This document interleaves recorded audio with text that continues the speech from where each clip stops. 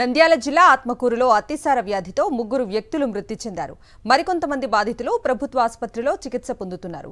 కలుషిత నీరు తాగడంతో వాంతులు విరోచనాలతో రామచంద్ర నాయక్ కర్నూలు ప్రభుత్వ ఆసుపత్రిలో మృతి చెందాడు. ఆత్మకూరులోని నీలితొట్టి వీధిలో మరో ఇద్దరు వ్యక్తులు అతిసారతో మృతి చెందారు. నాన్నకు ఒక 3 days క్రితం ఫుల్ మోషన్స్ అయినాయి. 24 hours మోషన్స్ అయినాయి. దీనికోసం కర్నూలు హాస్పిటల్కి తీసుకుపోయాము. కానీ అప్పటికే న్యూస్ వచ్చింది. ఏమని వచ్చిందంటే ఇట్లా 2 చనిపోయారు డయేరియాతో, ఒక 6 మంది అస్వస్థతకు గురయ్యారని చెప్పారు.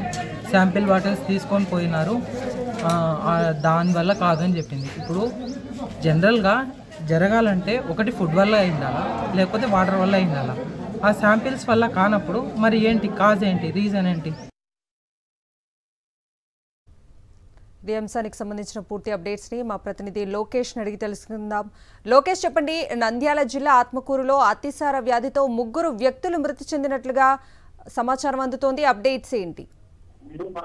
కవిత, ఆత్మకూరు పట్టణంలో యొక్క అతిసార కలకలం రేపుతున్న పరిస్థితి. కలుషిత నీరు తాగి ఆత్మకూరు పట్టణానికి చెందిన రామచంద్ర నాయక్ అనే వ్యక్తి మృతి చెందడం జరిగింది. గత 3 రోజుల కిందట ఈ యొక్క వీధిలోనే కలుషిత నీరు తాగి 10 మంది దాకా అతిసార సోకి హాస్పిటల్లో అడ్మిట్ కావడం జరిగింది. అయితే చికిత్స పొందుతూ 2 రోజుల కిందట ఇద్దరు మృతి చెందగా, ఈ రోజు చూసినట్లయితే రామచంద్ర నాయక్ అనే వ్యక్తి మరొక వ్యక్తి మృతి చెందడం జరిగింది.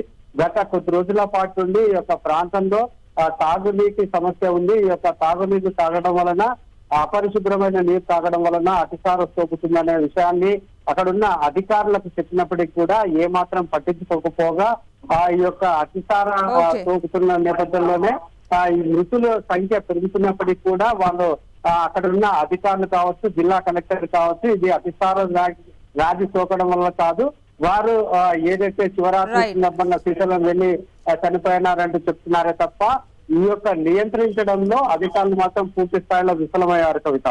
Right Lokesh, thank you.